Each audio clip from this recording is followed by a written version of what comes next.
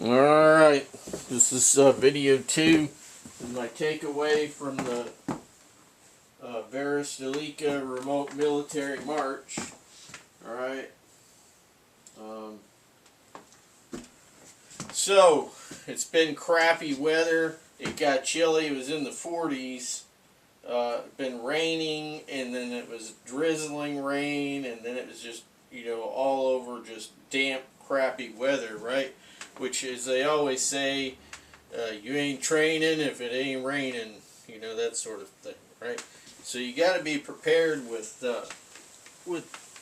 foul weather gear. All your kit needs to be geared to the purpose, and that's what I was looking at when I put everything together. Being that I would be spending most of my time marching, ruck marching, I made a special attention to my feet and my knees and my headgear. So my headgear on the march, I didn't want anything too big or, too small, so I took this bush hat that is geared for the purpose of a recce, so you could see pretty easy, yet still keep some light out of the eyes or foul weather out of the eyes, you know what I'm saying? So, and I have my GPS here, so I have for navigation, of course I got my map. Actually, I had 10 maps here, dog-legging every step of the way. I did this on my own. I didn't buy these maps. I actually swiped them from the U.S. government online and, copied, right? So I copied the area that I wanted to travel between the point of starting and the finishing line, right? And then I went ahead and I calculated distances, GPS coordinates. I did the GPS coordinates in degrees, minutes, and seconds, so that the average person could know what the heck they were looking at in the case that I didn't come back, right? Or if I called for an extraction because I was medically down, I would say, okay, and I would label. I left a set with somebody else of everything that I had on all of my documents, right? And what I did was I labeled every point, A, B, C, D, E, F, G, like that, right? And then I had coordinates for every spot. And if I got in any kind of a situation where I was down medically, I also had a phone, and you will see I had some electronic battery pack setups to keep this thing topped off all the time, right? And I mean, since I'm traveling basically here, in the States you get cell service everywhere. There's one dead spot between the starting point, okay, and the ending point, but I wasn't really paying any attention to that because I was just busy watching where I was going, because I was traveling at night and by red light sometimes. Well, no, not red light, because I decided to use green, which I'll bring up this, right now, by the way. So, as you can see, green light. So, red or green is fine for night vision, right? Green's a little bit brighter. I was traveling through that turf of, that territory where I had seen the werewolf. It was dark. I'm talking dark. Dark. You don't even know what dark is until you see this kind of dark. So, before I started off, said a few prayers. Had my crucifix with me just in case, Anyway, a little humor there, right? But still kind of serious. Anyway, I got these are all my 10 maps in here. And anyway, so they are protected inside of a lock sack inside of the map case holder, right? Because this is just all on regular printer paper. I printed them up and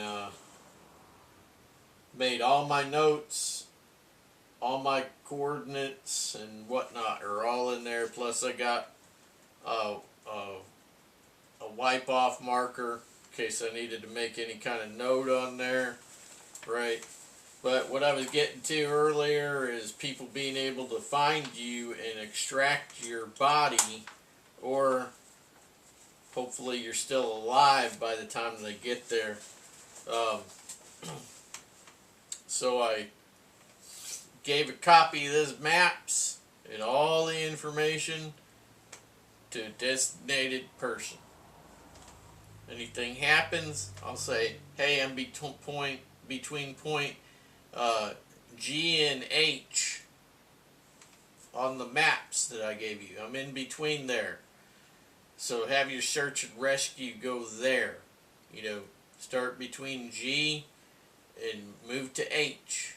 And here are the grid coordinates for each, right? So that was my safety net. The second part of my safety net was, well, if I don't come back by such and such time, you have all of the points. You have all the grid coordinates for everywhere. You know, I'm going between this point and that point and that point and that point and the end, right? If I don't show back up, you know, I'm calculating my time by this method, and if I don't show up by around this time on such and such day, you need to contact somebody, right?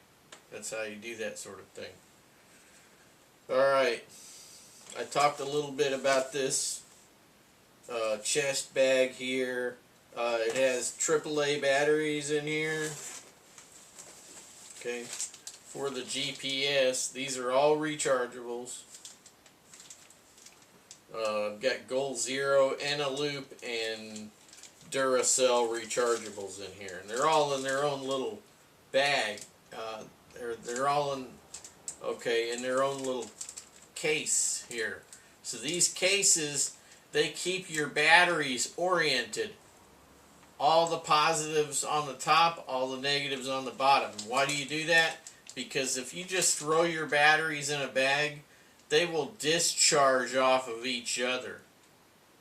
Okay, they will slowly discharge off of each other, and then you go to get a couple of nice batteries, and they're dead.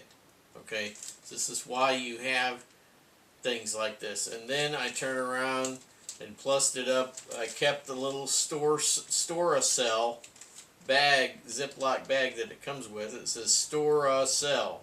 That's the brand of the battery holder. Alright, so that way you know. Anyway, I got 13 batteries in here. Somehow I came up with an extra and I just stuck it in. Alright, nothing else in here that I know of. Nope. Alright, I will go over the connecting points that I put on this bag at a later date on another video. So I'm always somebody who's fiddling with things. So I went and added some connection points to this bag in order to put that X harness on it, which was I used the X harness. It's kind of a modified, H harness type thing. And anyway, I made it with the sewing machine, and I generally have it on my belt kit for my spring summer.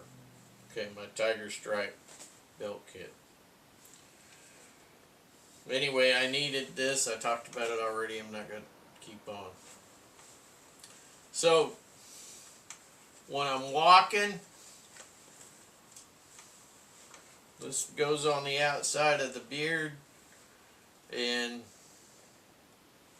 I got my green light, right? You could use red, even though red is generally what you see a lot of guys wearing for tactical use. The reason why is because it's not as bright. Okay, it's not as bright. Okay, but you can use red or green. Since I am not in a wartime situation on this Ruck March deal, I use green. I want to see. And it was terrible conditions. I was on the railroad system, using the railroad tracks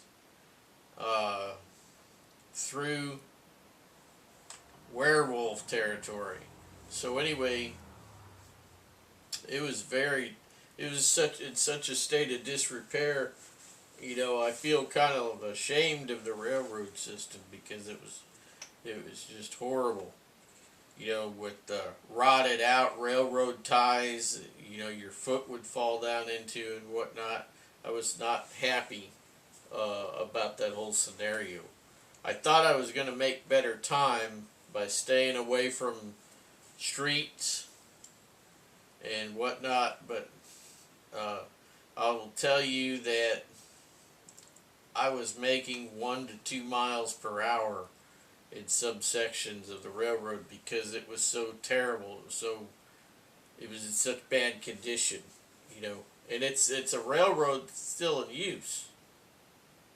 They haul freight, but you know. So I was using my GPS here to keep track of my miles per hour where I was traveling on foot. I would, you know, input the coordinates where I was going. And actually, I had this set up for a whole route. So I put in all my grid coordinates for my whole route. And when you got to a coordinate and you left it, it would automatically change to the next one. Okay. So, anyway. What else? Oh, yeah, since I'm an older guy, I made sure that I had plenty of foot stuff, and I took care of my knees. So these were good.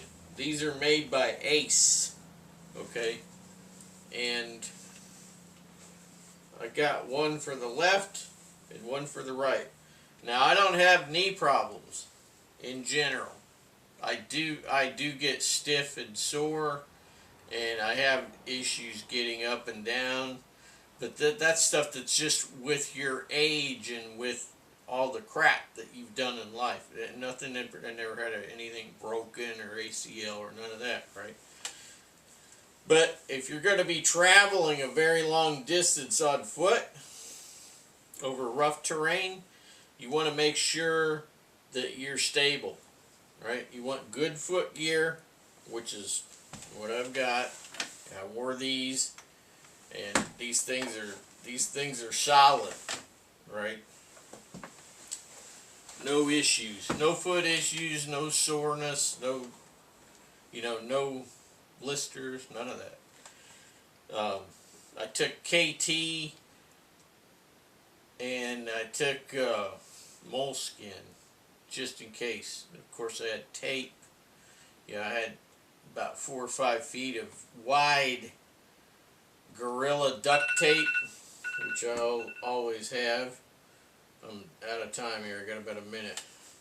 And as some of you guys know what's called Bergen burn, right? That's your lower back.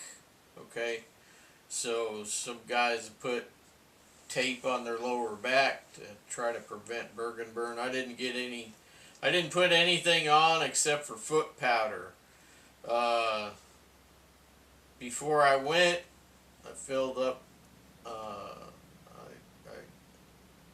I doused the inside of my socks good with foot powder, Darn Tough socks. You know, put foot powder all over my feet, and then I put my socks on, then I put my boots on, and whatnot. You know, there's an order, right? So anyway, I put these on, And then I put on my wool long underwear bottoms. Okay, and marched in those. So, what else, real quick? Well, I better just leave it at that, and if I think of it before I turn the camera back on, I'll tell you then. I'll see you in the next one. By the way, always tether your stuff, because if you're up high and you drop it, it's gone.